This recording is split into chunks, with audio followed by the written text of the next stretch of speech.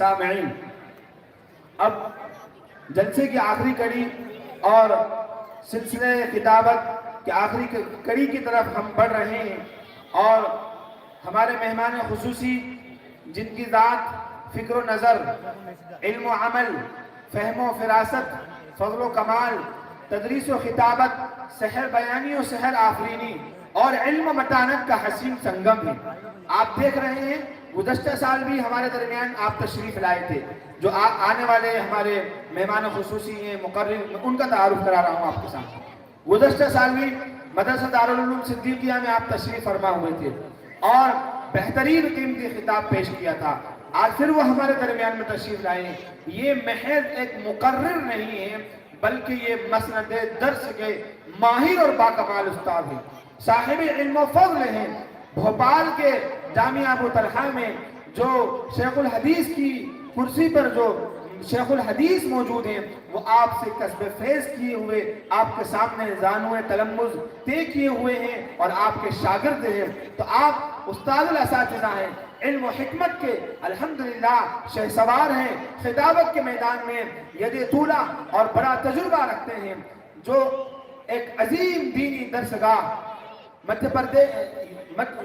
اتر پردیش کی ایک عظیم تاریخی بستی اور تہذیبوں کا شہر مراد آباد میں ایک عظیم قائم دینی درسگاہ مدرسہ دارالعلوم امدادیہ مراد آباد، وہاں پر آپ حدیث اور مسائل یعنی فقہ کی خدمات انجام دیتے ہیں۔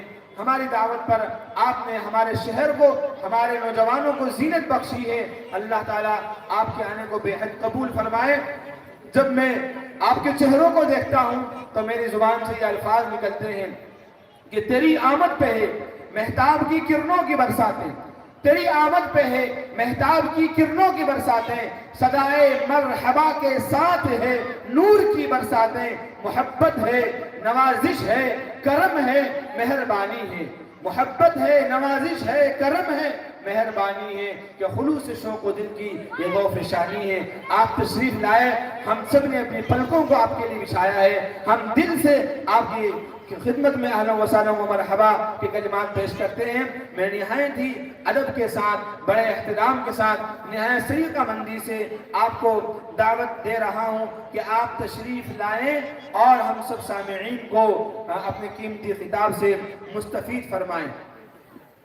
وہ کرے بات تو ہر لفظ سے خوشبو آئے، وہ کرے بات تو ہر لفظ سے خوشبو آئے، ایسی بات وہی بولے جسے اردو آئے، ایسی بات وہی بولے جسے اردو آئے۔ اردو کا پیغام محبت ہے اور آپ اردو میں ہمیں ناصحانہ خطاب پیش کریں گے۔ انشاءاللہ ہم اردو کو بھی قائم رکھیں گے، سیکھیں گے، سکھائیں گے۔ حضرت والا ہمارے درمیان اپنا قیمتی خطاب پیش کریں گے۔ ہمارے زاہد بھائی جلوے والوں کا بھی بہت شکر گزار ہوں، بہت پیارا ساؤنڈ ہر جگہ ہی لگاتے ہیں۔ اللہ آپ کو جزائے خیر عطا فرمائے۔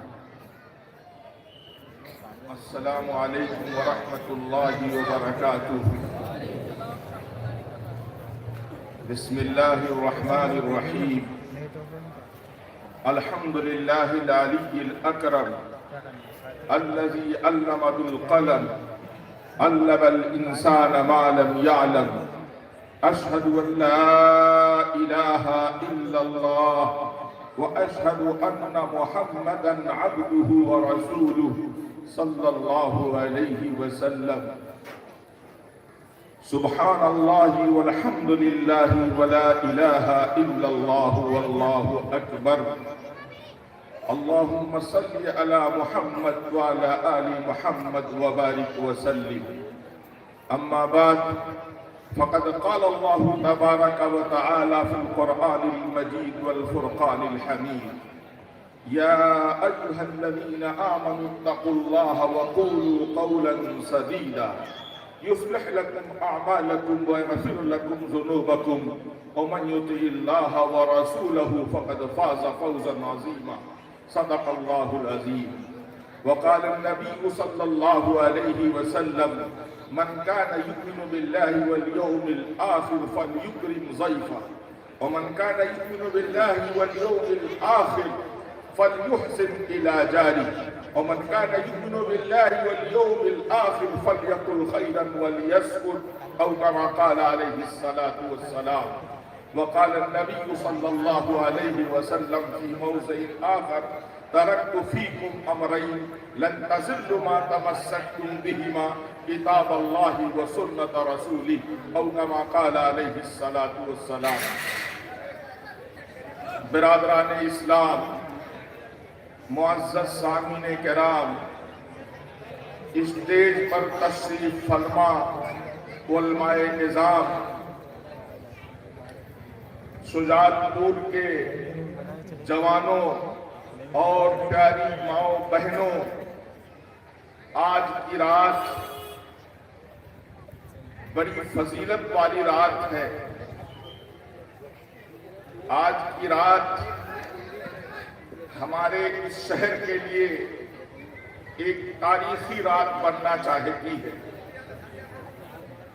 اللہ کا فضل و کرم ہے، یہ عظیم الشان اجلاس اپنی شان و شوکت کے ساتھ کافی دیر سے چل رہا ہے. میں اپنی بات کا آغاز جناب نبی کریم علیہ السلام کی ایک نصیحت سے کرنا چاہتا ہوں. آپ صلی اللہ علیہ وسلم کی ذات اقدس موجود ہے. آپ کے سامنے ایک دیہات سے آنے والے صحابی ہیں اور وہ آپ سے عرض کرتے ہیں: علمنی خیرا یا رسول اللہ. اے اللہ کے رسول صلی اللہ علیہ وسلم، مجھے کچھ خیر کے کلمات، کچھ اچھی باتیں بتلا دیجئے. یکفینی، وہ اچھی باتیں میرے لیے کافی ہوں. آپ مجھے وہ باتیں بتلائیے جو میری نجات کے لیے کافی ہوں. تو آپ نے نصیحت فرمایا: قل سبحان اللہ والحمد للہ ولا الہ الا اللہ واللہ اکبر. تم پڑھ لو ان کلمات کو. صحابی نے پڑھا: سبحان اللہ والحمد للہ ولا الہ الا اللہ واللہ اکبر. صحابی کہتے ہیں پہلا کلمہ ہے سبحان اللہ، اللہ کی ذات پاک ہے. الحمدللہ دوسرا کلمہ ہے تمام تعریفات اللہ کے لیے ہے. لا الہ الا اللہ، اللہ کے علاوہ کوئی معبود نہیں ہے تیسرا کلمہ. اللہ اکبر، اللہ کی ذات ہر چیز سے بڑی ہے یہ چوتھا کلمہ. اے اللہ کے رسول، 4 کلمے آپ نے مجھے بتلائے، چاروں کلمے بہت پیارے ہیں. میں جاتا ہوں ان کو پڑھتا رہوں گا اور یہ میری نجات کے لیے کافی ہوں گے. آپ صلی اللہ علیہ وسلم نے ان کو اجازت دے دی جانے کی. وہ گئے، کچھ دور پہنچے، اس کے بعد واپس آ گئے. واپس آنے کے بعد انہوں نے دوبارہ عرض کیا، چونکہ دیہاتی تھے اور دیہاتی آدمی ہر بات کو کھل کر پوچھ لیتا ہے. اے اللہ کے رسول، آپ نے پہلا کلمہ بتلایا سبحان اللہ، اللہ کی ذات پاک ہے، اللہ کے لیے. الحمدللہ تمام تعریفات اللہ کے لیے ہیں، یہ بھی اللہ کے لیے ہے. لا الہ الا اللہ، اللہ کے علاوہ کوئی معبود نہیں، یہ بھی اللہ کے لیے ہے. اللہ اکبر، اللہ ہر چیز سے بڑا ہے، یہ بھی اللہ کے لیے ہے. مان یا رسول اللہ، چاروں کلمے تو اللہ کے لیے ہو گئے، میرے لیے کیا ہے اے اللہ کے رسول صلی اللہ علیہ وسلم؟ تو آپ نے جو جملے ارشاد فرمائے اس پر غور کیجیے. آپ نے فرمایا اذا قرأت، جب تو پڑھے گا سبحان اللہ، فیقول لک ربک صدقت، تو تمہارا پروردگار اس کے جواب میں فرمائے گا اے میرے بندے تم نے سچ کہا.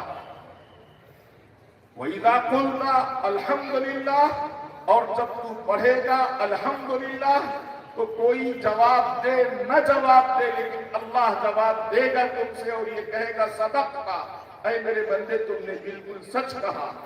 اور جب تو پڑھے گا لا الہ الا اللہ، فیقول لک ربک صدقت، تو تمہارا پروردگار اس کے جواب میں بھی کہے گا صدقت.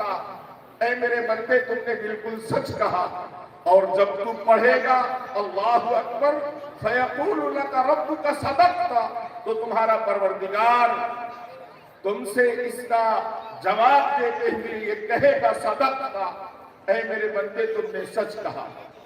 اس کے بعد تو یہ دعا مانگ لے، اللہم اغفر لی، اے اللہ میرے گناہوں کو معاف فرما دیجیے۔ تو اللہ تعالیٰ فرمائے گا قد فعلت، جا میں نے تمہارے گناہوں کو معاف فرما دیا۔ اور اس کے بعد تو یہ دعا مانگ لے، اللہم ارحمنی، اے اللہ تو مجھ پر رحم فرما دے۔ تو اللہ فرمائے گا قد فعلت، جا میں نے تم پر رحم کر دیا۔ اس کے بعد تو یہ دعا مانگ لے، اللہم ارزقنی، اے اللہ تو مجھے رزق عطا فرما دے۔ تو اللہ تعالیٰ فرمائے گا قد فعلت، جا میں نے تمہارے لیے رزق عطا کر دیا۔ صحابی خوش ہو گئے، اللہ کے رسول اب تو یہ 7 کلمے ہو گئے، 4 اللہ کے لیے ہو گئے، 3 میرے لیے ہو گئے۔ سبحان اللہ والحمدللہ ولا الہ الا اللہ واللہ اکبر، یہ 4 کلمے ہیں، یہ تو اللہ کے لیے ہو گئے۔ اللہم اغفر لی، اے اللہ میری مغفرت فرما، اللہم ارحمنی، اے اللہ میرے اوپر رحم فرما، اللہم ارزقنی، اے اللہ مجھے رزق عطا فرما۔ یہ 3 کلمات میرے لیے ہو گئے۔ چٹکی بجائی، 7 کلمات کو گنا اور روانہ ہو گئے۔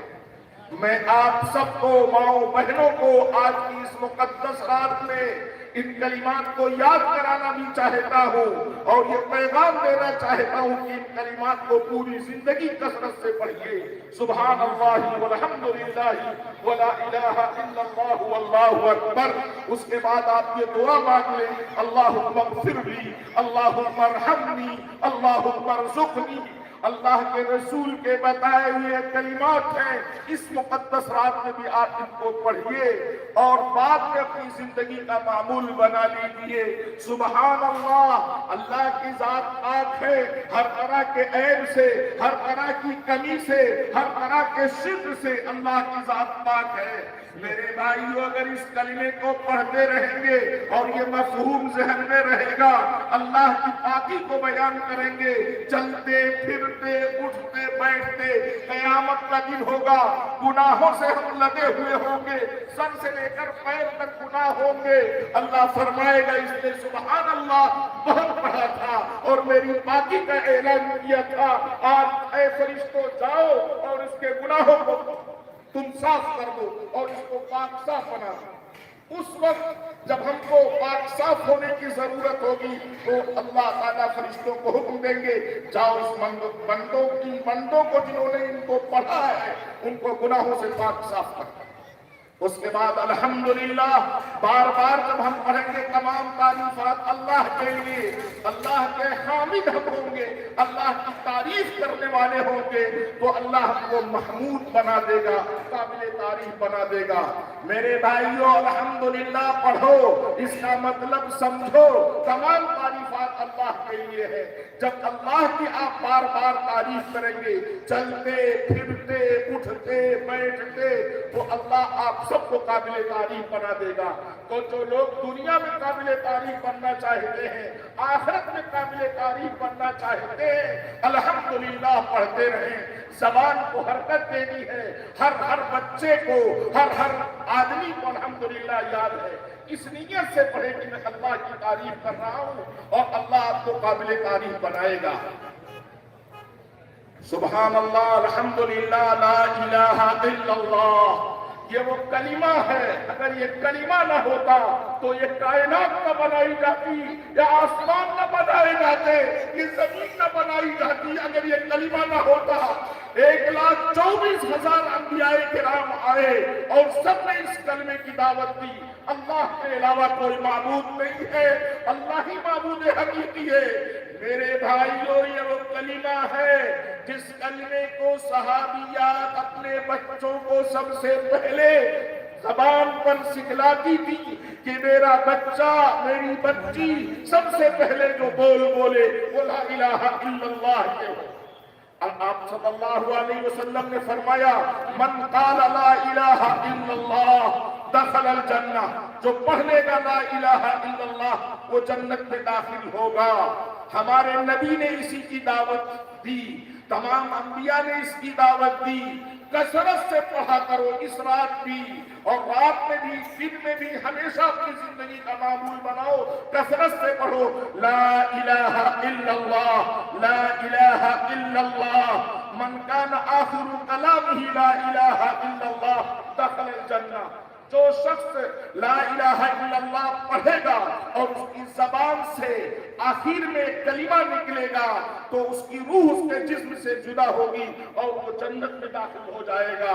میرے بھائیوں، اللہ کے رسول کا بتایا ہوا یہ نسخہ ہے، اس نسخے کو میں آپ کو بتلانا چاہتا ہوں کہ آپ کثرت سے پڑھیں لا الہ الا اللہ۔ اور آدمی کی عادت ہے جس بات کو زیادہ سے زیادہ وہ بولتا ہے اور پڑھتا ہے، اخیر میں جب مرنے کا وقت آتا ہے تو اس کی زبان پر وہی کلمہ جاری ہوتا ہے۔ علامہ ابن قیم رحمۃ اللہ علیہ نے دو واقعہ لکھا ہے، فرمایا ایک آدمی کپڑے کا تاجر تھا اور کپڑا بیچتا تھا، اس کا آخری وقت تھا، اس کے رشتہ داروں نے چاہا کلمہ پڑھ لے اور اس کے سامنے پڑھا گیا آخری وقت میں لا الہ الا اللہ پڑھ لو۔ اس وقت وہ یہ کہتا ہے ھذا القماش بدرہمین ھذا القماش بعشرۃ دراہم، یہ کپڑا تو 2 درہم کے عوض ہے، یہ کپڑا 10 درہم کے عوض ہے، اس لیے کہ وہ کپڑا بیچتا تھا جیسے ہماری زبان میں یہ کپڑا 100 روپیہ میٹر ہے، یہ کپڑا 500 روپیہ میٹر ہے۔ وہ عربی کا جاننے والا تھا، کپڑے کا تاجر تھا، دن بھر یہ آواز لگاتا تھا، آخر میں جب اس کا وقت آیا مرنے کا، رشتہ داروں نے چاہا کلمہ پڑھ لے لیکن اس کے کلمے، اس کی زبان پر یہ کلمہ جاری نہیں ہوا، اس وقت بھی وہ بولتا رہا ھذا القماش بدرہمین۔ یہ ایک واقعہ لکھا، معلوم یہ ہوا ہم کثرت سے جن باتوں کو بولتے ہیں اخیر میں وہ باتیں ہماری زبان پر جاری ہوگی۔ لا الہ الا اللہ کثرت سے پڑھتے رہیں، اس نیت سے پڑھیں کہ وہ کلمہ ہے جس کے ذکر کرنے کا مطالبہ کیا گیا ہے، افضل الذکر کہا گیا ہے، اور اس کلمے کو اخیر میں ہماری زبان اگر بولتی ہے تو جنت میں داخلہ پکا ہوگا۔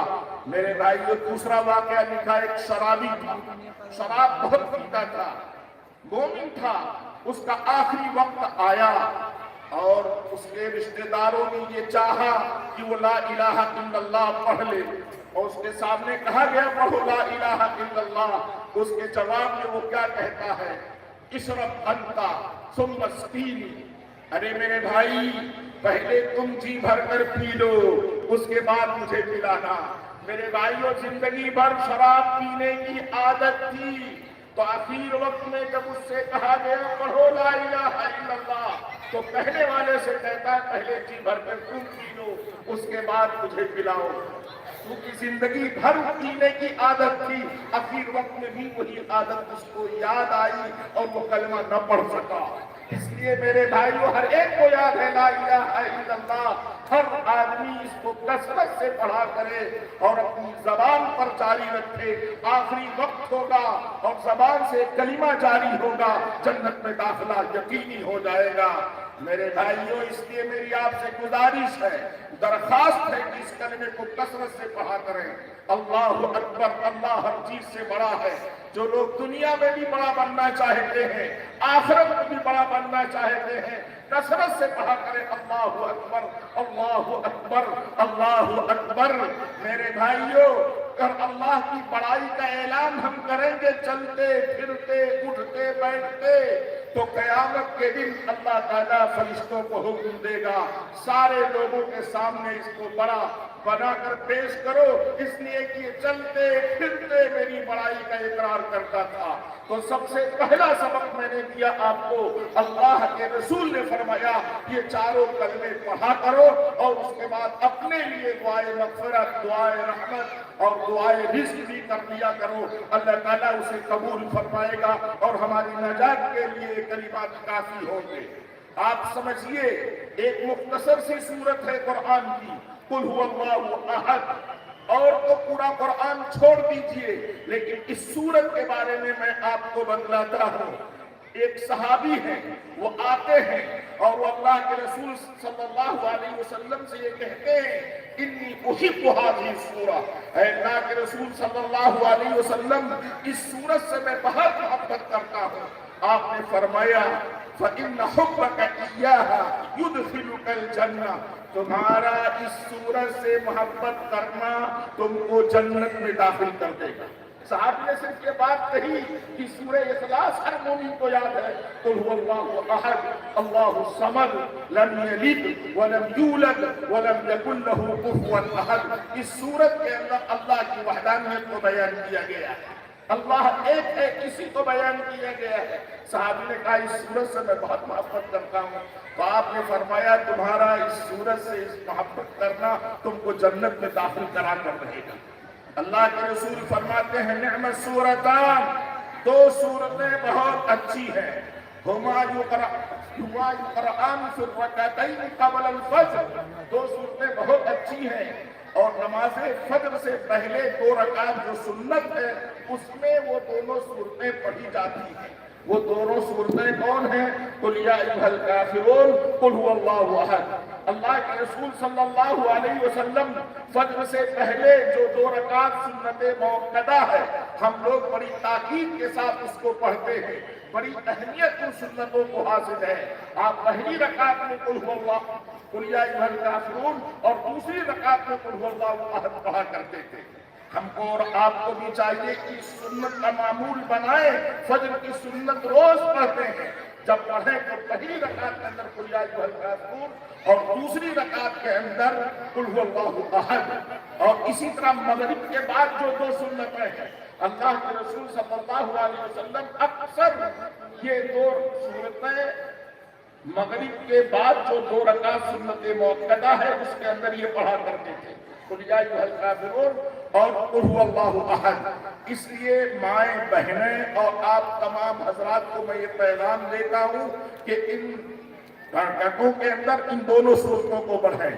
وتر کی نماز پڑھی جاتی ہے، رمضان آنے والا ہے، روزانہ وتر کی نماز پڑھتے ہیں۔ اللہ کے رسول صلی اللہ علیہ وسلم پہلی رکعت میں سبح اسم اور دوسری رکعت میں قل یا ایھا الکافرون اور تیسری رکعت میں قل هو اللہ احد۔ آپ وتر کی نماز میں بھی یہ پڑھا کرتے تھے۔ ہم کو اور آپ کو چاہیے کہ اس سورت سے محبت بھی کریں، اس سورت کو پڑھیں۔ اللہ کے رسول نے فرمایا من قرأ سورۃ الاخلاص 10 مرات بنى اللہ له بیتا فی الجنہ، جو سورہ اخلاص کو 10 مرتبہ پڑھے گا۔ آج برکت والی رات ہے، آج آپ اکیلے میں ہوں، ابھی اجلاس ختم ہوگا، گھر جائیں اور 10 مرتبہ جو سورہ اخلاص کو پڑھے گا، 10 مرتبہ اللہ اس کے لیے جنت میں گھر تعمیر کرے گا۔ میں آپ کو بتلانا چاہتا ہوں، سبق دینا چاہتا ہوں، یہ میری بات نہیں ہے، سرور کائنات فخر موجودات تاجدار مدنی و مکی جناب محمد عربی صلی اللہ علیہ وسلم کی یہ بات ہے۔ جب بھی آپ سورہ اخلاص کو 10 مرتبہ ایک مجلس کے اندر پڑھ لیتے ہیں، رات کا وقت ہو، دن کا وقت ہو، یہ رات ہو، کوئی اور رات ہو، 10 مرتبہ آپ پڑھ لیں سورہ اخلاص کو، اللہ تعالیٰ اس کے لیے جنت میں ایک گھر تعمیر کرے گا۔ کون نہیں چاہے گا کہ جنت میں میرے لیے گھر تعمیر ہو؟ ہم دنیا میں پوری زندگی کھپاتے ہیں ایک گھر تعمیر کرنے کے لیے، بعض لوگ بنا لیتے ہیں، بعض لوگ تیاری کرتے رہ جاتے ہیں، اس دنیا سے دوسری دنیا کی طرف منتقل ہو جاتے ہیں، ایک گھر نہیں بنا پاتے ہیں، اور جب بنا لیتے ہیں رہنے کا وقت آتا ہے کچھ دنوں میں رخصت ہو جاتے ہیں۔ لیکن میرے بھائیو، آخرت میں گھر کی فکر ہم کو نہیں ہوتی ہے۔ اللہ کے رسول نے یہ بات بتلا دی ہے کہ جو بھی 10 مرتبہ سورہ اخلاص کو پڑھے تو اللہ تعالیٰ اس کے لیے جنت میں ایک گھر تعمیر کر دے گا۔ اس رات میں جب آپ تنہا ہوں تو جائیں اور 10 مرتبہ پڑھیں۔ مائیں بہنوں سے بھی گزارش ہے اور آپ سب سے میری یہ گزارش ہے کہ آپ 10 مرتبہ سورہ اخلاص پڑھنے کا اپنی زندگی کا معمول بنائیں۔ کبھی بھی بیٹھے اداس میں آپ پڑھیں، اللہ کی وحدانیت کو اس میں بیان کیا گیا ہے، اس کو ثلث قرآن حدیث میں کہا گیا ہے، قرآن کا تہائی حصہ ہے۔ اللہ کے رسول صلی اللہ علیہ وسلم نے فرمایا انہا لتعدل ثلث القرآن، یہ جو تہائی قرآن کے برابر یہ سورت ہے، اس لیے 3 مرتبہ اگر کوئی پڑھ لیتا ہے تو پورے قرآن کا ثواب اس کو دیا جاتا ہے۔ اس لیے میرے بھائیوں، یہ بتلایا ہوا حضور کا نسخہ ہے۔ اب میں آپ کو بتلاؤں خطبے کے اندر جو میں نے آیت پڑھی ہے، یا ایھا الذین آمنوا اتقوا اللہ وقولوا قولا سدیدا، اصلاح معاشرہ سے اس آیت کا تعلق ہے۔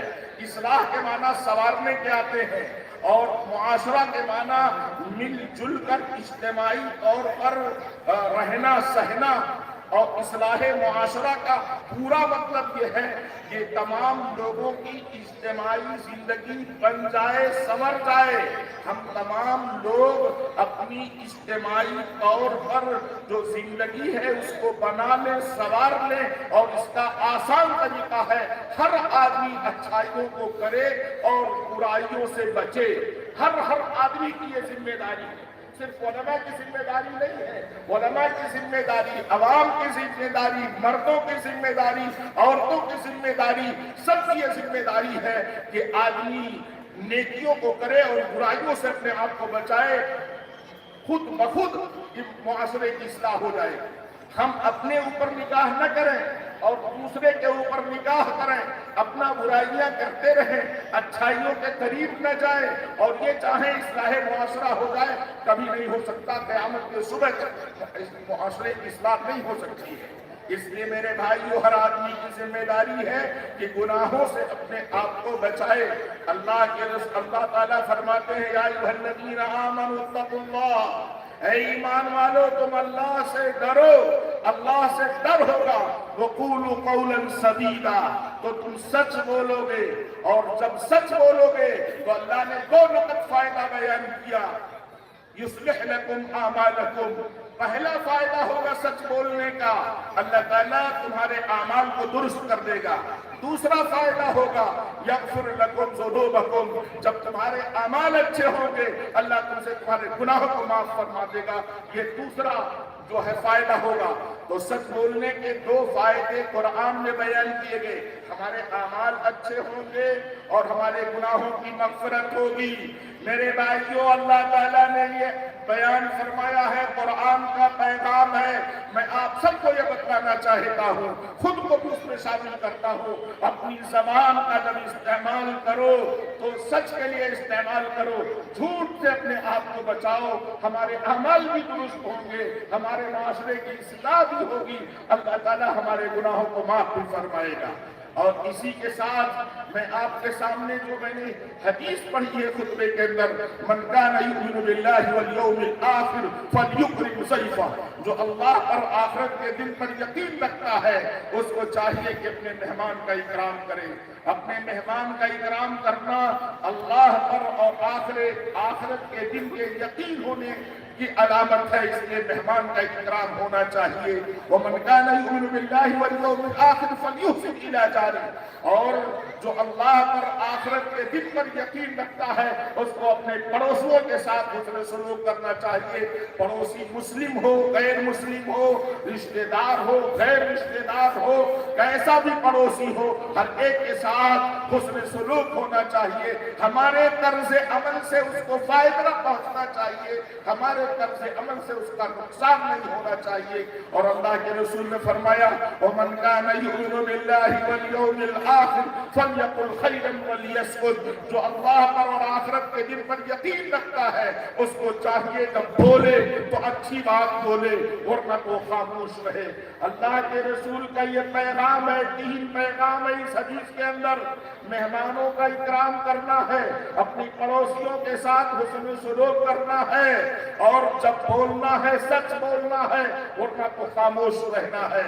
آپ یاد رکھیے، زبان اللہ تعالیٰ نے جو ہم کو زبان کی نعمت سے نوازا ہے، یہ بہت بڑی قیمت ہے۔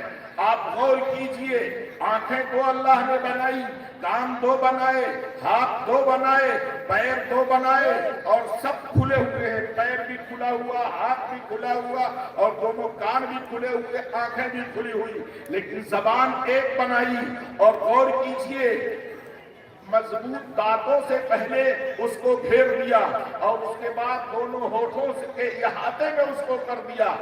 زبان ایک ہے، اشارہ اس بات کی طرف ہے باتیں سنی جائیں اور چیزوں کو دیکھا جائے، چلا جائے، ہاتھ اور پیر چلائے جائیں، لیکن بولنے کا جب نمبر آئے تو بہت تول کر بولا جائے، بولا جائے تو سچ بول کر سچ بولا جائے، جھوٹ سے اپنے آپ کو بچایا جائے۔ ایک حدیث کے اندر آتا ہے زبان روز آنا دیگر اعضاء سے خیریت معلوم کرتی ہے کہ آپ کیسے ہیں، تو اعضاء زبان سے کہتے ہیں محترمہ اگر آپ ہم کو خیریت سے رہنے دیں تو ہم خیریت سے ہیں، اور اگر آپ ہم کو خیریت سے نہ رہنے دیں تو ہم خیریت سے نہیں ہیں۔ آپ دیکھیے آدمی جھوٹ بولتا ہے، فتنہ فساد کی باتیں کرتا ہے، زبان سے وہ ادا کرتا ہے، اور جرائم اس کے بہت ہو جاتے ہیں، تو ہاتھ میں ہتھکڑی لگ جاتی ہے، پیروں میں بیڑیاں لگ جاتی ہیں، پیٹھ پر کوڑے برسائے جاتے ہیں، پیٹھ نے کوئی غلطی نہیں کی، ہاتھوں میں ہتھکڑی لگ گئی، ہاتھوں نے کوئی غلطی نہیں کی، پیروں میں بیڑیاں باندھ دی گئی، پیروں نے کوئی غلطی نہیں کی، زبان نے غلطی کی، اور اس کی وجہ سے پیٹھ کو تکلیف ہوئی، ہاتھوں کو تکلیف ہوئی، پیروں کو تکلیف ہوئی، پورے جسم کو تکلیف پہنچی۔ زبان کا صحیح استعمال اگر ہوتا ہے تو آدمی صحیح و سالم رہتا ہے، اور اگر زبان کا غلط استعمال ہوتا ہے تو آدمی تباہی کے دہانے پر چلا جاتا ہے۔ تو زبان کا استعمال بہت سچ ہونا چاہیے اور بہت درست ہونا چاہیے۔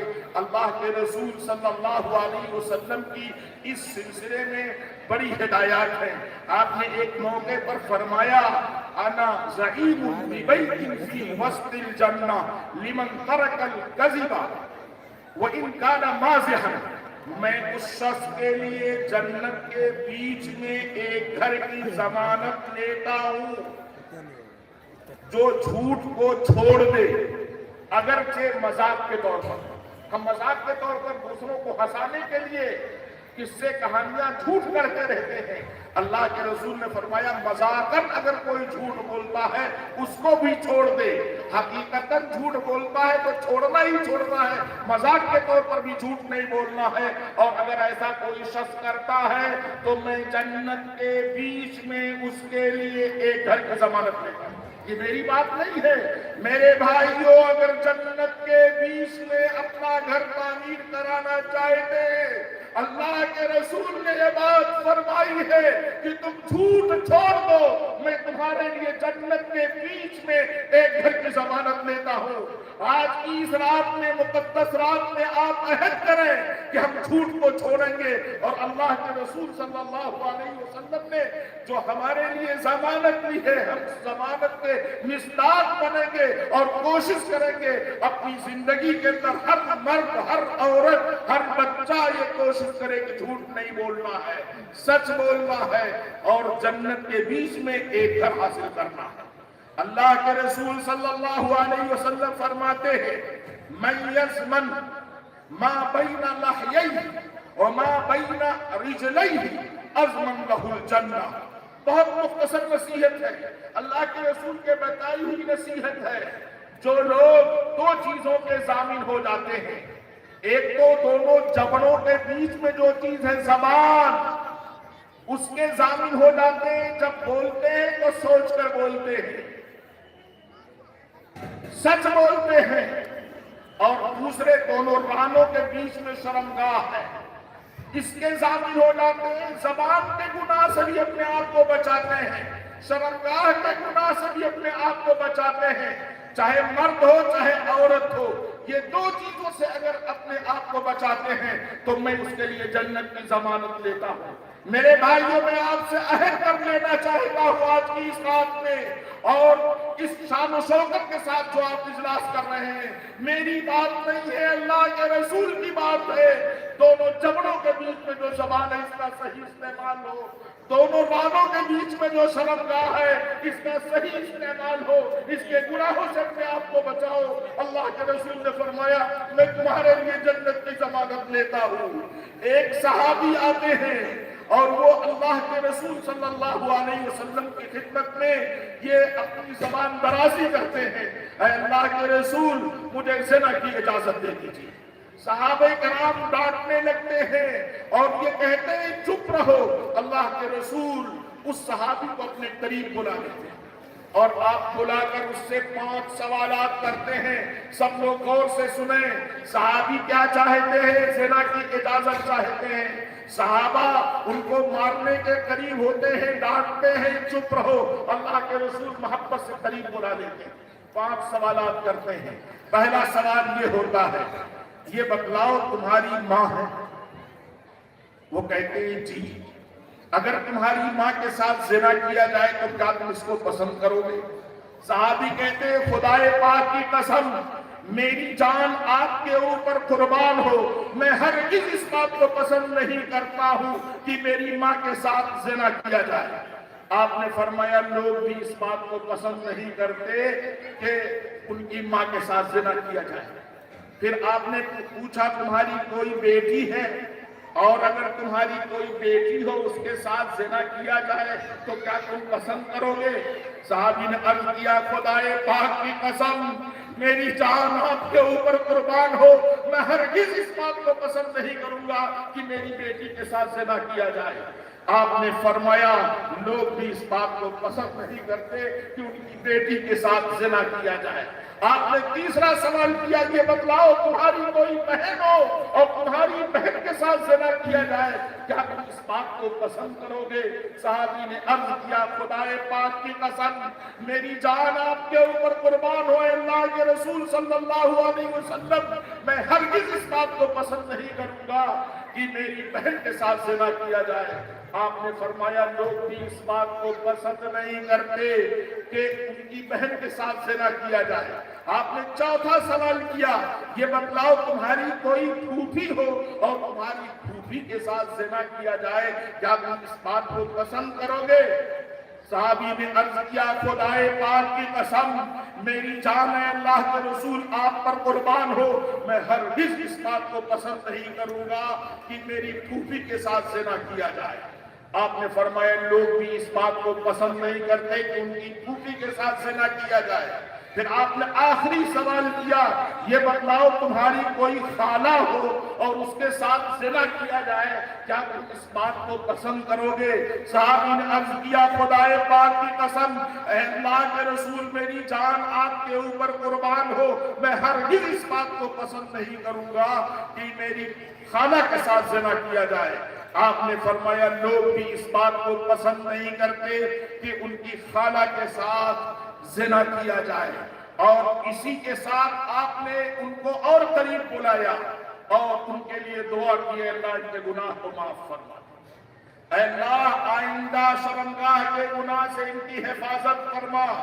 راوی کرتے تھے لیکن کسی اجنبیہ کی طرف ان کی آدمی نہیں اٹھتی تھی. میرے بھائیوں میں آپ سے عہد لینا چاہتا ہوں، جیسے ہماری ماں، ہماری بیٹی، ہماری بہن، ہماری پھوپھیاں، ہماری خالائیں ہمارے لیے مقدس ہیں اور ہم چاہتے ہیں کہ کوئی ترچھی نگاہ سے اور بری نگاہ سے ان کی طرف نہ دیکھے، تو ہم بھی دوسرے کی بہن، بیٹی اور پھوپھی اور خالہ اور ماں کے ساتھ بد نظری نہ کریں.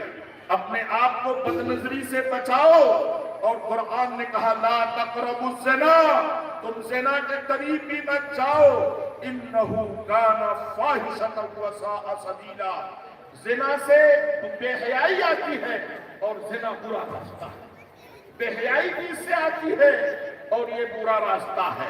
تو مجھے آپ سے عرض یہ کرنا ہے کہ آپ کو زبان کے گناہ سے بھی بچانا ہے، شرمگاہ کے گناہ سے بچانا ہے.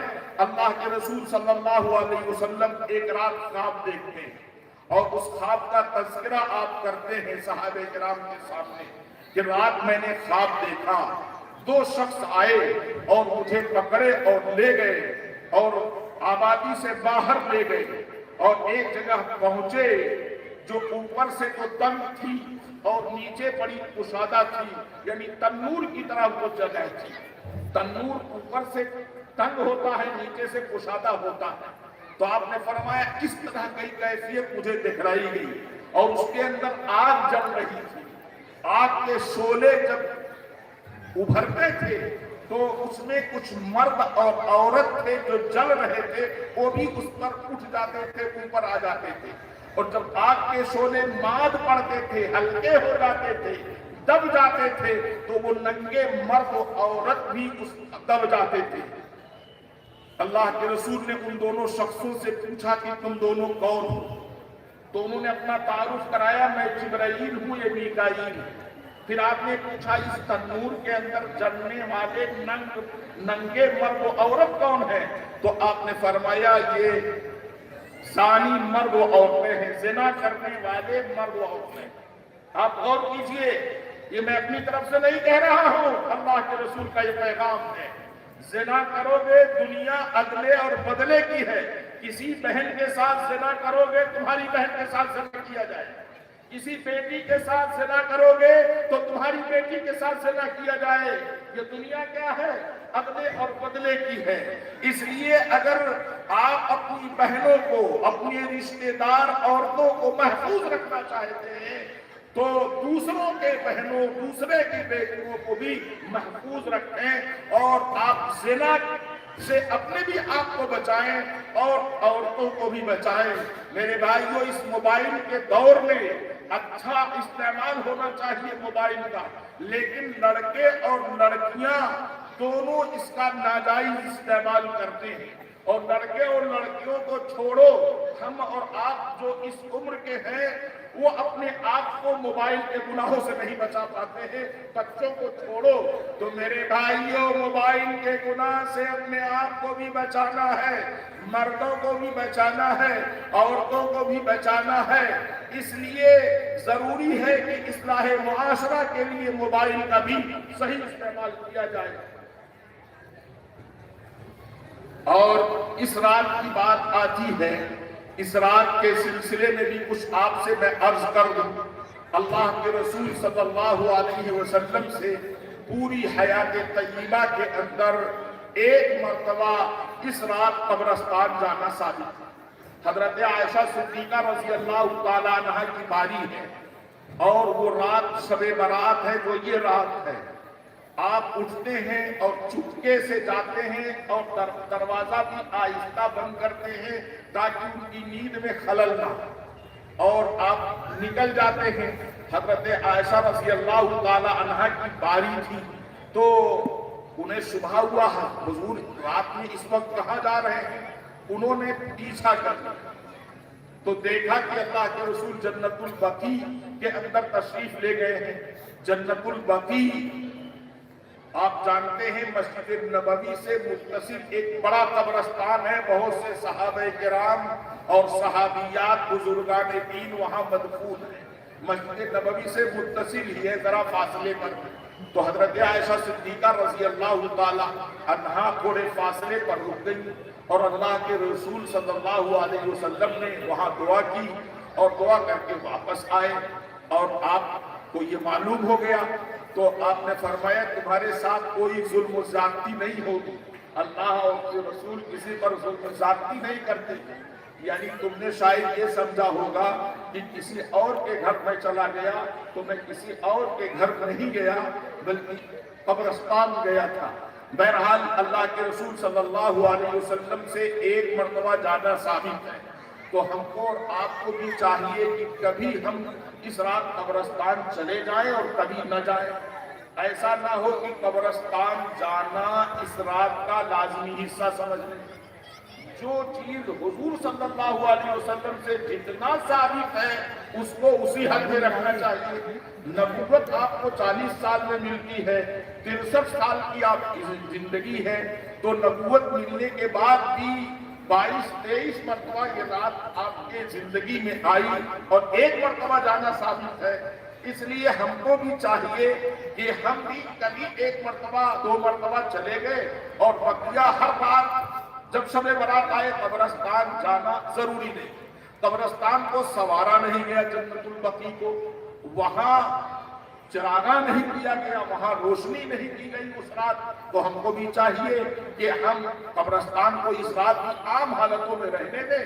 اللہ کے کچھ بندے اپنا جائیں، اگر جانا چاہتے دعا کریں اور واپس چلے آئیں۔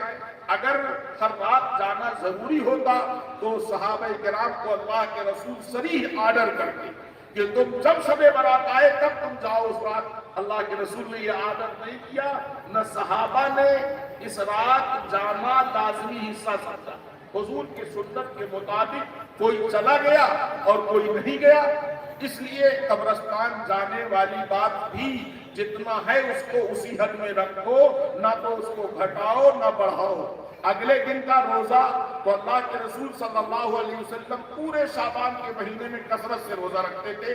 حضرت عائشہ صدیقہ رضی اللہ تعالی عنہا بیان کرتی ہیں کہ نفلی روزے آپ جتنا شعبان المعظم کے اندر رکھتے تھے کسی مہینے کے اندر نہیں رکھتے تھے۔ تو ہم کو چاہیے کہ نفلی روزے ہم رکھیں اور ہم اور دنوں میں بھی رکھیں، 15ویں تاریخ کو بھی رکھ لیں اور اللہ کے رسول کی سنت سمجھ کر رکھیں کہ اس کے سنت ہونے میں کوئی شبہ نہیں ہے، لیکن وہی دن خاص نہ کریں، اور دن بھی رکھ لیں، اس دن بھی رکھ لیں۔ اور دوسری بات یہ ہے کہ اللہ کے رسول صلی اللہ علیہ وسلم ہر مہینے کے 3 دن روزے رکھتے تھے، ایام 20 کہلاتے ہیں۔ 13، 14، 15 عربی کی جو تاریخ ہوتی ہے اس میں چاند جو ہوتا ہے فل روشنی ہوتا ہے۔ دیکھیے چاند دکھ رہا ہے، فل سائز کے اندر ہے، چاند دکھ رہا ہے، فل سائز کے اندر ہے، اور روشنی خوب ہوتی ہے ان 3 دنوں کے اندر اور دنوں کے مقابلے۔ اس لیے 20 کے معنی آتے ہیں روشنی اور سفیدے کے، تو اور دنوں کے مقابلے میں سفیدی زیادہ ہوتی ہے ان 3 راتوں میں۔ تو اللہ کے رسول 13، 14، 15 3 دن روزہ رکھتے تھے ہر مہینے، اور ایک روزے کا ثواب 10 روزے کے برابر ہوتا ہے، ایک نیکی کا ثواب 10 نیکی کے برابر ہوتا ہے۔ اگر معمول ہو جائے ہر مہینہ 3 دن روزہ رکھنے کا تو 300 دن ثواب ملے گا، 30 روزے کا پورے مہینے کا ثواب مل جائے گا۔ تو ہم کو یہ چاہیے کہ روزہ رکھیں تو ان 2 وجہوں سے رکھیں۔ اللہ کے رسول صلی اللہ علیہ وسلم شعبان کے مہینے میں کثرت سے روزہ رکھتے تھے، تو اس لیے ہم کثرت سے روزہ رکھ لیں، اور دنوں میں بھی رکھ لیں، 15 تاریخ کو بھی رکھ لیں، یا 3 دن روزہ رکھیں۔ اس طرح روزہ اس کے سنت ہونے میں کسی طرح کا کوئی شبہ نہیں ہے۔ حضرت مولانا تقی عثمانی صاحب دامت برکاتہم جو اس وقت کے بہت بڑے عالم ہیں، انہوں نے ان 2 وجہوں سے اس کو سنت قرار دیا کہ عام دنوں میں جیسے شعبان کے روزہ رکھتے ہیں تو اس دن بھی رکھ لیا، یا پھر رکھو تو تینوں دن رکھو۔ ایک بات اور، اس رات کا حلوے سے کوئی تعلق نہیں ہے۔ حلوہ کبھی بھی آپ بنا سکتے ہیں، پورے سال میں اس رات بھی بنا سکتے ہیں اور کھا بھی سکتے ہیں، لیکن سنت سمجھ کر کے اس رات کی اور دین سمجھ کر کے تو اس کی کوئی حقیقت نہیں ہے۔ ہاں اپنے گھر میں جیسے آپ اور کھانے بناتے ہیں پورے سال اور کبھی میٹھا بھی بن جاتا ہے، تو اس رات بھی آپ اپنے عادت کے طور پر حلوہ بنانے کوئی بات نہیں ہے۔ دین سمجھ کر کے، سنت سمجھ کر کے اس رات میں حلوہ بنانا، اس کی بھی کوئی حقیقت نہیں ہے، اور جو حقیقت ہے اسی پر عمل کرنا چاہیے۔ رسول صلی اللہ علیہ وسلم دین اتباع کا نام ہے، جتنا جو چیز حضور سے ثابت ہے اس کو اسی دائرے میں رکھنا ہے، نہ تو گھٹانا ہے نہ بڑھانا ہے۔ اس لیے میرے بھائیوں، روزہ رکھو لیکن سنت کا جو طریقہ ہے اس کے مطابق رکھو، کھانا جو بھی چاہو بناؤ، لیکن اس رات کسی مخصوص کھانے کا حدیث میں کوئی تذکرہ نہیں ہے۔ آپ مخصوص کھانا جیسے عام دنوں میں بنا سکتے ہیں، آج کی رات بنا سکتے ہیں، لیکن آج کی رات سنت سمجھ کر کے کوئی مخصوص کھانا بنائے اور پکائے، اس کی کوئی حقیقت نہیں ہے۔ اس رات میں سب کی مغفرت ہو جاتی ہے، لیکن چند ایسے لوگ ہیں جن کی مغفرت نہیں ہوتی ہے۔ اس میں سے ایک عاق الوالدین ہے۔ حضرت مولانا عبداللہ صاحب کی طرف سے یہ آرڈر آیا کہ والدین کے سلسلے میں بھی کچھ بات آ جانی چاہیے۔ بہرحال اس رات بہت سارے لوگوں کی مغفرت ہو جاتی ہے، چند لوگوں کی مغفرت نہیں ہوتی ہے۔ اس میں سے ایک عاق الوالدین، والدین کی نافرمانی کرنے والا ہے۔ میں آپ کو بتاؤں، اللہ کے رسول صلی اللہ علیہ وسلم کی مجلس ہے، بخاری کی حدیث ہے، حضرت انس رضی اللہ تعالیٰ عنہ بیان کرتے ہیں، سئل النبی صلی اللہ علیہ وسلم عن الکبائر، آپ صلی اللہ علیہ وسلم سے بڑے بڑے گناہوں کے بارے میں پوچھا گیا تو آپ نے فرمایا الاشراک باللہ، اللہ کے ساتھ شرک کرنا سب سے بڑا گناہ ہے۔ اس کے بعد آپ نے فرمایا قتل النفس، کسی شخص کو قتل کر دینا یا کسی شخص کا خود بخود خودکشی کر لینا یہ بڑا گناہ ہے۔ اور آپ نے فرمایا عقوق الوالدین، والدین کی نافرمانی کرنا یہ بھی بڑا گناہ ہے۔ وہ شہادت الزور اور جھوٹ بولنا، جھوٹی گواہی دینا یہ بھی بڑا گناہ ہے۔ تو بڑے گناہوں کو شمار کرتے ہوئے اللہ کے رسول نے فرمایا حقوق الوالدین، والدین کی نافرمانی کرنا۔ پھر میں یہ کہوں گا یہ دنیا عدلے اور بدلے کی ہے۔ من اق والدیہ اقہ ولدہ، جو لوگ اپنے والدین کی نافرمانی کرتے ہیں ان کی اولاد ان کی ہر حال میں نافرمانی کرے گی۔ یہ دنیا عدلے اور بدلے کی ہے۔ اگر ہم اپنے والدین کے ساتھ اچھا سلوک کریں گے، اچھا برتاؤ کریں گے تو ہماری اولاد ہمارے ساتھ اچھا برتاؤ کرے گی۔ میرے بھائیوں، حضرت عمر رضی اللہ تعالیٰ عنہ کا دور ہے، ایک صحابی آتے ہیں اور حضرت عمر رضی اللہ تعالیٰ عنہ سے سوال کرتے ہیں، میری ایک بوڑھی ماں ہے اور بڑھاپے کی انتہا کو پہنچ چکی ہے، میں اپنے کندھے پر اپنی والدہ کو بیٹھاتا ہوں اور ان کی ضرورتیں پوری کراتا ہوں، کیا میں نے اپنی اماں کا حق ادا کر دیا؟ تو آپ نے فرمایا نہیں، تمہارے اوپر بھی یہ حالت آ چکی ہے، تم پیدا ہوئے، تم بچے تھے، کھانے پینے کے محتاج تھے، ماں کا دودھ خود نہیں پی سکتے تھے، ماں نے دودھ پلایا اور دودھ پلانے کی مشقت کو برداشت کیا، لیکن تمہارے اس برداشت کرنے میں اور تمہاری ماں کے برداشت کرنے میں بڑا فرق ہے۔ تم اپنی اماں کی خدمت کرتے ہو، وہ کمزور ہیں، تمہارے دل کی یہ تمنا ہوتی ہے اے اللہ میری اماں کو اپنے پاس بلا لیجئے تاکہ اس خدمت کے بوجھ سے میں چھٹکارا پا جاؤں، تو تمہارے دل کے اندر خواہش یہ ہوتی ہے اماں کو بلا لیجئے تاکہ میں خدمت سے چھٹکارا پا جاؤں۔ اور تمہاری ماں جب تمہاری پرورش کرتی تھی تو اس کے دل سے یہ دعا نکلتی تھی، اے اللہ میرے اس لال کو زندہ رکھی اور اس کو لمبی زندگی عطا فرمائی۔ تو تمہارے دل کی تمنا میں اور تمہارے ماں کے دل کی تمنا میں زمین و آسمان کا فرق ہے، اس لیے تم نے اپنی ماں کا حق ادا نہیں کیا۔ ایک صحابی ہیں، بوڑھے صحابی ہیں، نوجوان صحابی کماتے ہیں، ان کا مال خرچ کر لیتے ہیں، بوڑھے باپ ہیں اپنے نوجوان بیٹے کا کمایا ہوا مال خرچ کر لیتے ہیں۔ بیٹے کو حضور پاک صلی اللہ علیہ وسلم کی خدمت میں حاضری کا موقع ملا تو بیٹے نے باپ کی شکایت کی کہ میرے ابا میری اجازت کے بغیر میرا مال خرچ کر دیتے ہیں، اللہ کے رسول آپ کیا فرماتے ہیں؟ آپ نے بوڑھے میاں کو بلایا اور پوچھا کیا بات ہے، آپ کے بیٹے آپ کی شکایت کر رہے ہیں؟ انہوں نے عرض کیا اللہ کے رسول صلی اللہ علیہ وسلم ایک وقت تھا یہ بڑا کمزور تھا اور اپنے طور پر کھا نہیں سکتا تھا، پی نہیں سکتا تھا، چل نہیں سکتا تھا، ہم کماتے تھے، اس وقت ہم طاقتور تھے، اپنی گاڑی کمائی اس کے اوپر خرچ کرتے تھے، جو بھی ضرورت ہوتی تھی ضرورت پوری کرنے کی کوشش کرتے تھے، ہم کو کوئی تکلیف نہیں ہوتی تھی، حتیٰ کہ اب معاملہ پلٹ گیا، یہ طاقتور ہو گیا اور میں کمزور ہو گیا، اب میں کمانے کی عمر کو نہیں رہا کمزوری کی وجہ سے، اور یہ طاقتور ہے کما رہا ہے، اب اگر اس کے کمائے ہوئے مال کو میں خرچ کر لیتا ہوں تو اسے تکلیف ہوتی ہے۔ اللہ کے رسول نے نوجوان کو بلایا اور بلانے کے بعد یہ فرمایا انتا و مالک لابیک، تو بھی اور تمہارا مال بھی تمہارے باپ کا ہے، اس لیے تمہارے باپ اگر بلا اجازت بھی تمہارا مال خرچ کر لیتے ہیں تو یہ ان کا حق ہے، تم بھی اپنے باپ کے ہو، تمہارا مال بھی تمہارے باپ کا ہے، اس لیے اگر بلا اجازت بھی وہ خرچ کر لیتے ہیں تو یہ ان کا حق ہے۔ میرے بھائیوں، اس لیے والدین کے ساتھ حسن سلوک، والدین کا احترام ضروری ہے۔ اور مجھے وہ حدیث یاد آ گئی، اللہ کے رسول نے ایک موقع پر فرمایا ہما جنتک و نارک، تمہارے ماں باپ تمہارے لیے جنت بھی ہیں اور تمہارے لیے دوزخ بھی ہیں۔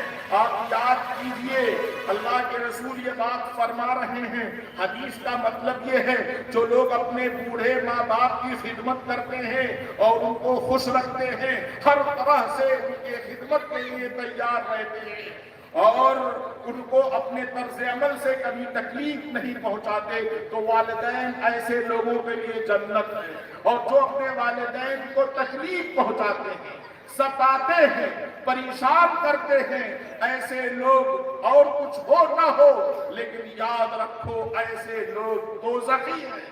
اس بات کو فرمایا ہے سرکار دو عالم صلی اللہ علیہ وسلم نے، رضا ربی فی رضا الوالدی و سخط الربی فی سخط الوالد۔ اللہ کی رضا باپ کی رضا میں ہے، اللہ کی ناراضگی باپ کی ناراضگی میں ہے۔ آپ اگر دیکھنا چاہتے ہو میرے ابا مجھ سے خوش ہیں تو آپ دیکھو اللہ مجھ سے خوش ہے، اور اگر میرے ابا ناراض ہیں تو اس کا مطلب میرا پروردگار مجھ سے ناراض ہے۔ ایک کسوٹی ہے، اللہ کے رسول نے فرمایا رضا ربی فی رضا الوالدی و سخط الربی فی سخط الوالد۔ والد کی ناراضگی میں اللہ کی ناراضگی ہے اور والد کی خوشی میں اللہ کی خوشی ہے۔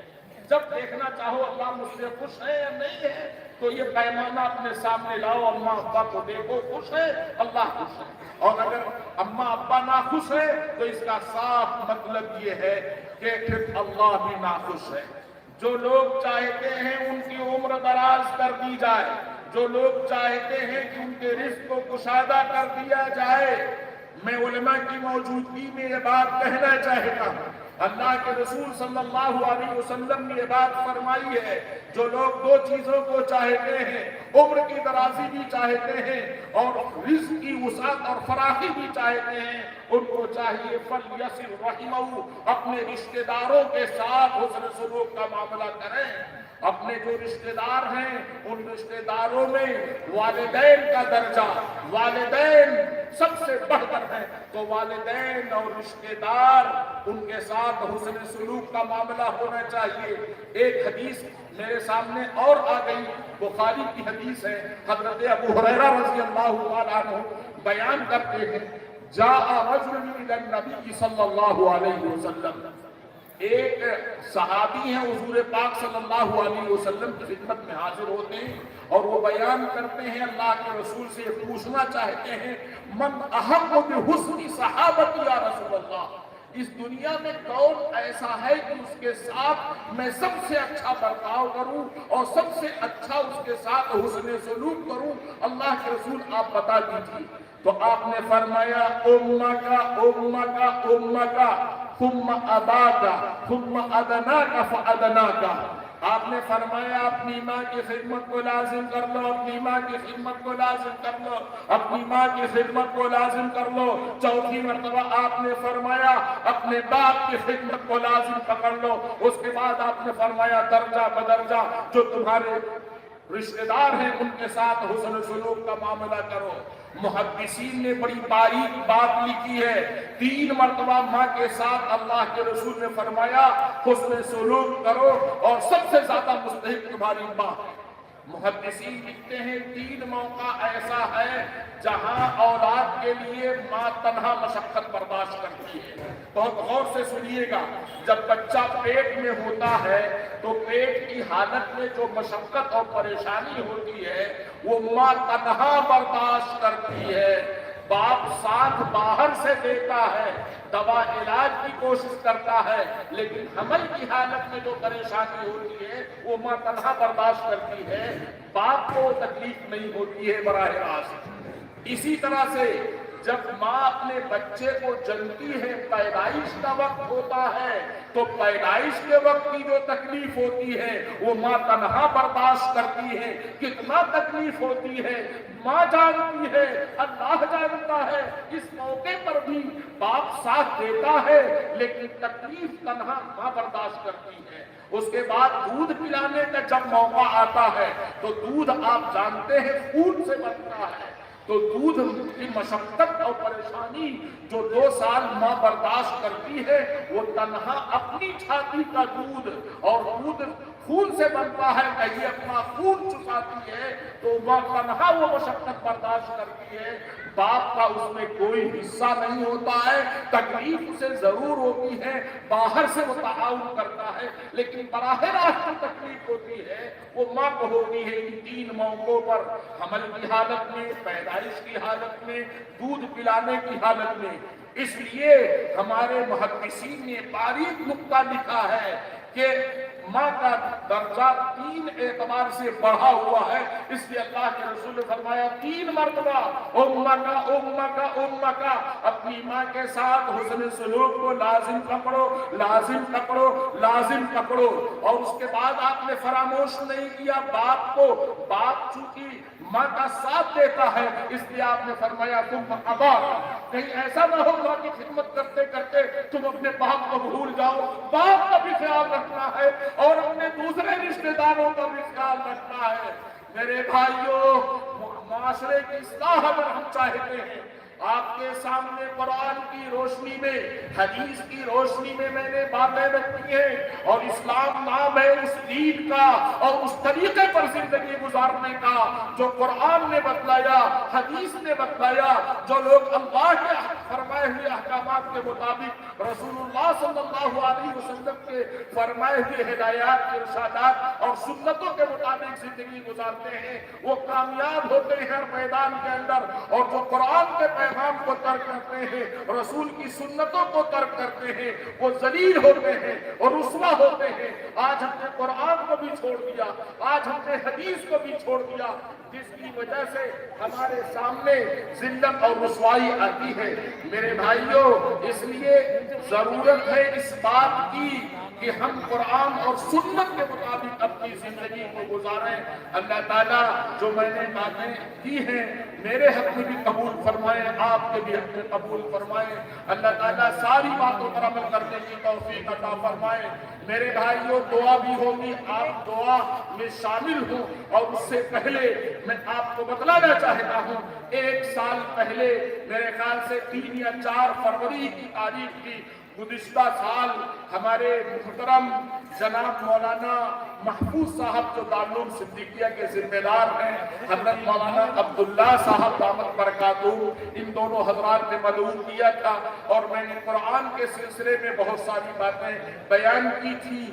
آج میں نے جو باتیں بیان کی ہیں، اور آج کے جو دائی ہیں، آپ سب لوگ دائی ہیں، کسی نے مال کے اعتبار سے تعاون کیا، کوئی جلسے میں شریک ہو کر تعاون کیا، کسی نے ناشتہ کا انتظام کیا، کسی نے کھانا کا انتظام کیا، اور یہ ساری فضیلت اگر لوٹے کی جائے تو آپ سب کی طرف اور آپ سب کے واسطے سے حضرت مولانا عبداللہ صاحب دامت برکاتہم، اللہ تعالیٰ ان کے عمر میں برکت عطا فرمائے، اللہ تعالیٰ ان کی خدمات کو قبول فرمائے۔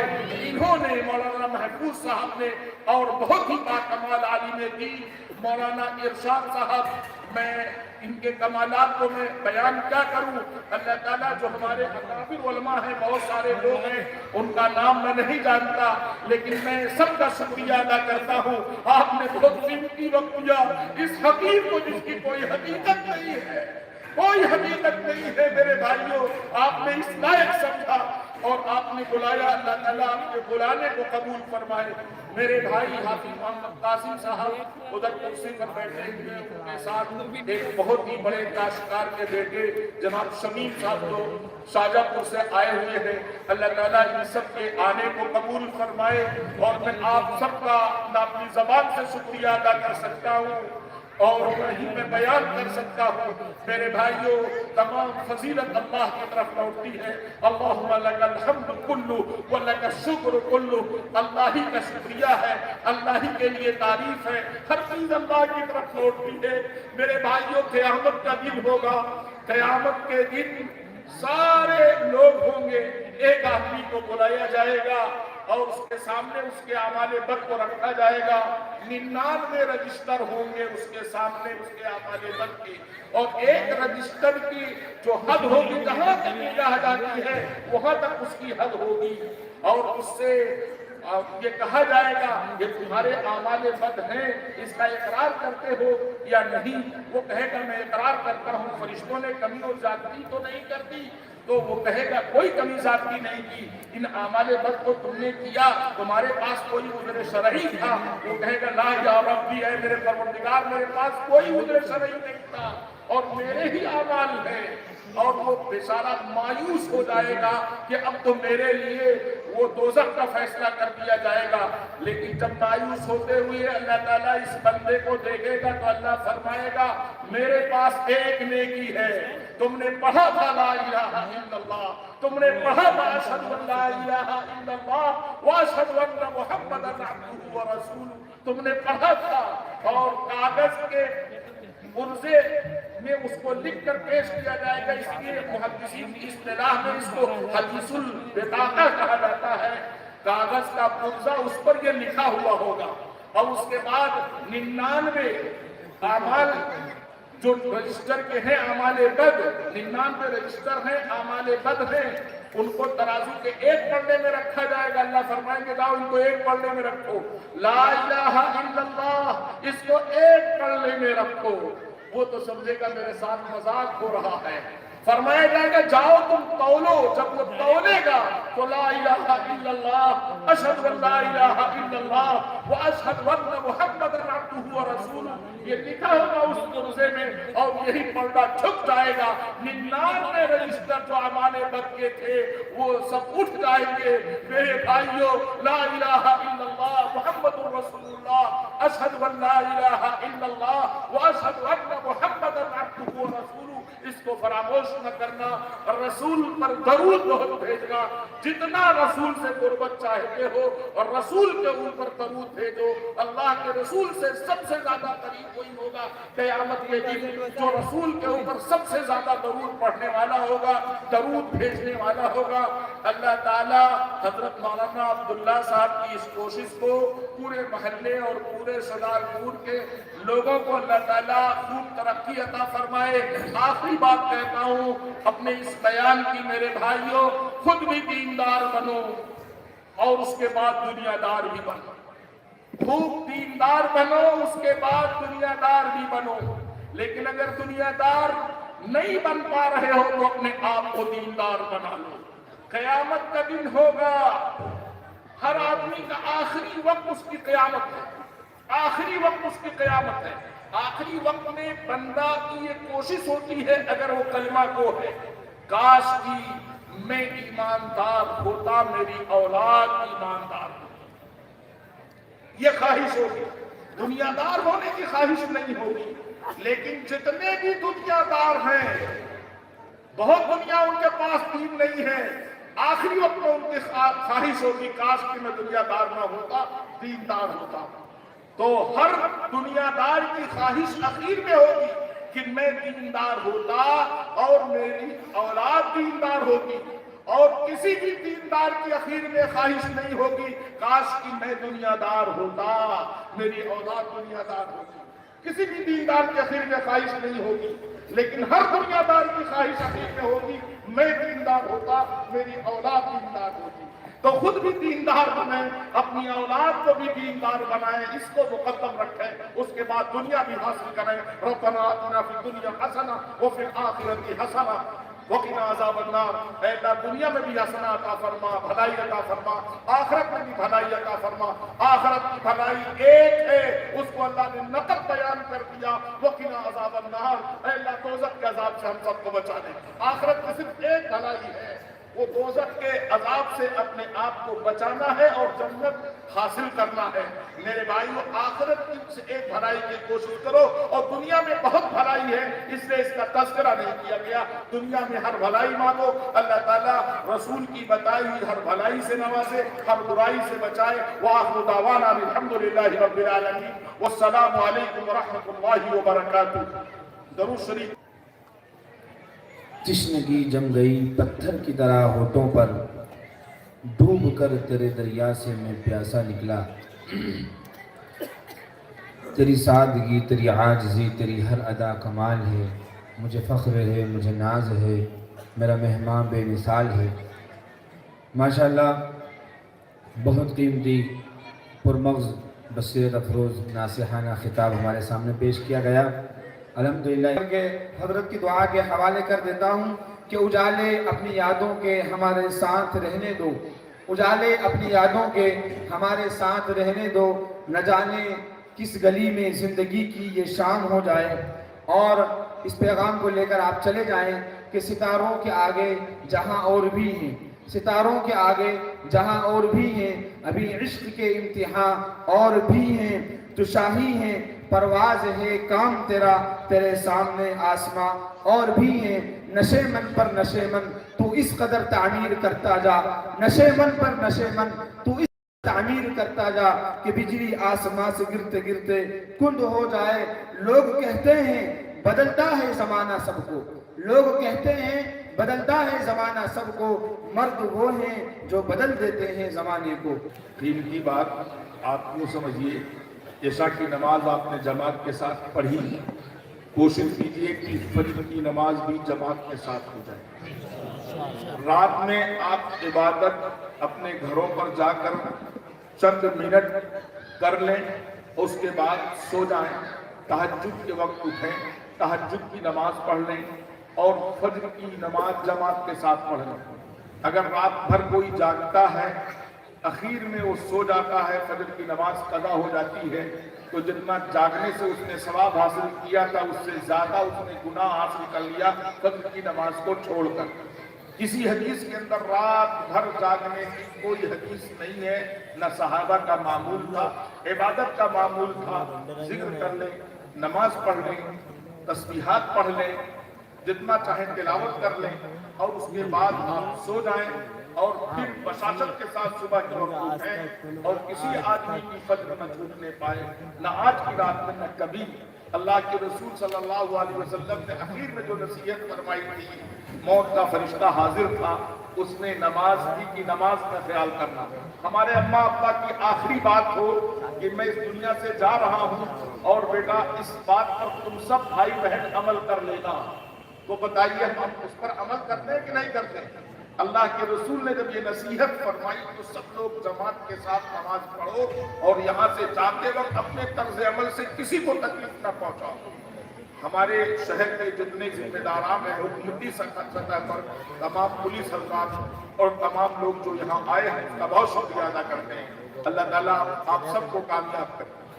اللهم صل على محمد وعلى آل محمد وبارك وسلم۔ سبحان الله والحمد لله ولا إله إلا الله والله أكبر، أشهد أن لا إله إلا الله وأشهد أن محمدا عبده ورسوله۔ ربنا آتنا في الدنيا حسنة وفي الآخرة حسنة وقنا عذاب النار۔ ربنا هب لنا من أزواجنا وذرياتنا قرة أعين وجعلنا للمتقين إماما۔ اللهم إنا نسألك الجنة ونعوذ بك من النار۔ اللهم حاسبنا حسابا يسيرا۔ اے اللہ ہم سب جنت کا سوال کرتے ہیں، اے اللہ جنت ہمارے لیے اور ہماری نسلوں کے لیے واجب کر دیجیے۔ اے اللہ اس پروگرام کے بدلے میں اے اللہ ہم سب اس سے جنت چاہتے ہیں۔ اے اللہ جنت جلسے کے منتظمین اور جلسے کے سامعین اور تمام مسلمین کے لیے اللہ واجب کر دیجیے۔ اے اللہ جہنم سے ہم کو، ہماری نسلوں کو اور تمام مسلمان مردوں اور عورتوں کو بچا لیجیے۔ اے اللہ ہم سب آسان حساب کا سوال کرتے ہیں، اے اللہ آسان حساب ہم سب کے ساتھ کیجیے۔ اے اللہ آسان حساب کا معاملہ فرمائیے۔ اے اللہ سخت حساب سے ہم سب کی حفاظت فرمائیے۔ اے اللہ سوال و جواب سے ہم سب کی حفاظت فرمائیے۔ اے اللہ ہم نفع پہنچانے والے علم کا سوال کرتے ہیں، اپنے لیے بھی اور اپنی اولادوں اور نسلوں کے لیے بھی اور تمام مسلمانوں کے لیے۔ اے اللہ ہم سب کشادہ رزق کا سوال کرتے ہیں اپنے لیے اور تمام مسلمانوں کے لیے، اپنی نسلوں کے لیے اللہ کشادہ رزق کا سوال کرتے ہیں۔ اے اللہ ہم سب اپنے لیے، اے اللہ جلسے کے سامعین کے لیے، دنیا کے تمام مسلمانوں کے لیے اے اللہ عمل صالح کی توفیق عطا فرما، اے اللہ اچھے عمل کرنے کی توفیق عطا فرما۔ اے اللہ ہم سوال کرتے ہیں ہر بیماری سے حفاظت کی، اے اللہ ہر بیماری سے شفا عطا فرمائیے، اے اللہ ہر بیماری سے ہم سب کی حفاظت عطا فرمائیے۔ اے اللہ بہت سے لوگوں سے ہم لوگ وعدہ کر لیتے ہیں دعا کریں گے، اے اللہ بھول جاتے ہیں۔ اے اللہ جتنے لوگوں سے وعدہ کر رکھا ہے اے اللہ سب کی جائز تمناؤں کو پوری فرما دے۔ اے اللہ جو لوگ اس دنیا سے جا چکے ہیں ایمان کی حالت میں، اے اللہ سب کی مغفرت فرما۔ اے اللہ پوری دنیا کے اندر جہاں مسلمان پریشان حال ہے اے اللہ ان کی پریشانیوں کو دور فرما، اے اللہ ہمارے حال پر رحم فرما۔ اے اللہ ہم سب کو اور تمام مسلمانوں کو صراط مستقیم پر چلنے کی توفیق عطا فرما۔ جہاں بھی لوگ پریشان حال ہیں اے اللہ ان کی پریشانیوں کو دور کرنے والا تو ہی ہے، اے اللہ تو ہی رزق دینے والا ہے، اے اللہ تو ہی غفور ہے، تمام گناہوں کو معاف فرمانے والا ہے، اے اللہ تو ہی ہمارا مالک ہے، اے اللہ تو ہی ہمارا خالق ہے۔ اے اللہ تیری ہی عبادت کرتے ہیں، اے اللہ تیرے ہی سامنے دستے سوال دراز کیے ہوئے ہیں۔ اے اللہ ہماری تمام مرادوں کو پوری فرما۔ ہمارے سرکار جناب محمد عربی صلی اللہ علیہ وسلم نے جو خیر اور جو بھلائی مانگی اے اللہ اس خیر اور اس بھلائی سے ہم سب کو اور تمام مسلمانوں کو نواز دے۔ اے اللہ ہر وہ برائی جو سرکار دو عالم صلی اللہ علیہ وسلم نے، ہر وہ شر جس شر سے رسول اللہ صلی اللہ علیہ وسلم نے پناہ مانگی ہے اے اللہ ہم سب کو اس سے بچا لیجیے۔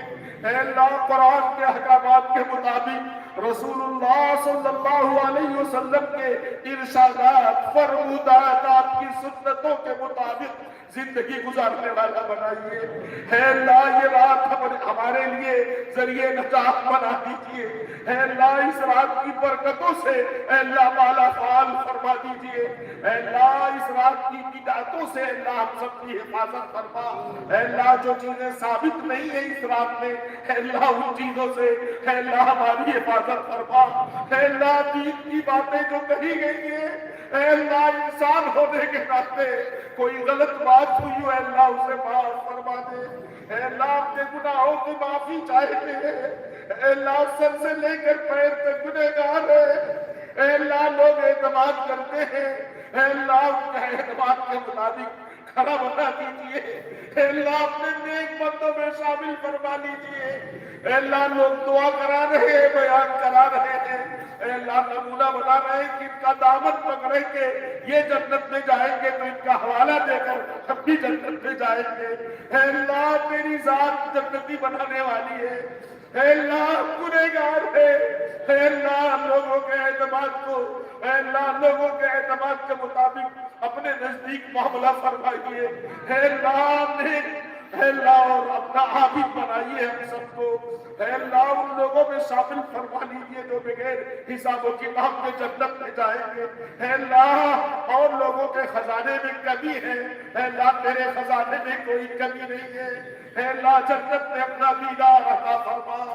اے اللہ ہمارے مانگنے کا حق نہیں ہے، اے اللہ مانگنے کا سلیقہ عطا فرما۔ اے اللہ دنیا کے رسوائی سے اے اللہ آخرت میں رسوائی سے بچا۔ اے اللہ ہم سب کو دنیا میں بھی عافیت کا معاملہ فرما، آخرت میں بھی عافیت کا معاملہ فرما۔ اے مالک اس جلسے کو قبول فرما لے، اس جلسے میں جس نے جس طرح سے بھی حصہ لیا ہو اے اللہ اس کی بخشش فرما دیجیے۔ اے اللہ اس کو کشادہ رزق عطا فرمائیے، اے اللہ اس کی نسلوں کو کشادہ رزق عطا فرمائیے۔ اے اللہ یہ جلسہ ہم سب کے لیے ذریعے نجات بنا دیجیے۔ اے اللہ ہم سب کے آنے کو سننے کو بیان کرنے کو اے اللہ قبول فرما دیجیے۔ اے اللہ جتنے علماء کرام ہیں اے اللہ ان سے پہلے سے بھی اور اچھے طریقے سے کام لے لے۔ اے اللہ ہم سب کے کام کو اپنی رضا کا ذریعہ بنائیے. اے مالک ہم سب تیرے بندے ہیں, تو ہم سب کا معبود ہے. اے اللہ ہمارے حالت پر رحم فرما. اے اللہ ہمارے حالت پر رحم فرما. اے اللہ صراط مستقیم پر چلنے والا بنا. اے اللہ ہم تیرے پاس جب آئے اے اللہ دھلے ہوئے ہو گناہوں سے, اے اللہ ناپاکیوں سے پاک ہو. اے اللہ تیرے پاس جب آئے کو وحدانیت کی حالت میں آئے. اے اللہ ہمارے زبان پر یہ کلمہ آخر میں جاری ہو, لا الہ الا اللہ محمد رسول اللہ اشہد ان لا الہ الا اللہ واشہد ان محمدا عبدہ ورسولہ. اے اللہ موت کی سختیوں سے بچائیے. اے اللہ موت سے پہلے معاف فرما دیجیے. اے اللہ موت کے بعد عذاب نہ کیجیے. اے اللہ موت کے بعد قیامت کے دن حساب نہ کیجیے. اے میرے مالک تو ہر چیز پر قادر ہے. اے اللہ ہر چیز پر قادر ہے. ہم سب کے لیے اللہ خیر کا معاملہ فرما. اے اللہ یہ مجمع آیا اخیر تک رہا, بیچارے کچھ کھڑے ہیں کچھ بیٹھے ہیں. اے اللہ اس امید سے آج میرا خاص انعام سب پر برسے گا. اے اللہ اپنے خاص انعامات سے نواز دیجیے. اے اللہ اپنے خاص انعامات سے نواز دیجیے. اے اللہ ہر حال میں اپنی رضا نصیب فرما دیجیے. اے اللہ اپنی رضا نصیب فرما دیجیے. اللہم صلی علی محمد وعلی آل محمد وبارک وسلم. سبحان اللہ والحمد للہ ولا الہ الا اللہ واللہ اکبر. سبحان ربک رب العزة عما یصفون وسلام علی المرسلین والحمد للہ رب العالمین. آمین برحمتک یا ارحم الراحمین. بھائی سکون کے ساتھ ناشتہ کریں, سنجیدگی کے ساتھ جائیں, گلیوں میں بازاروں میں شور نہ کریں. جو رکنا چاہتے ہیں مسجد میں ان کے لیے انتظام بھی کیا گیا ہے.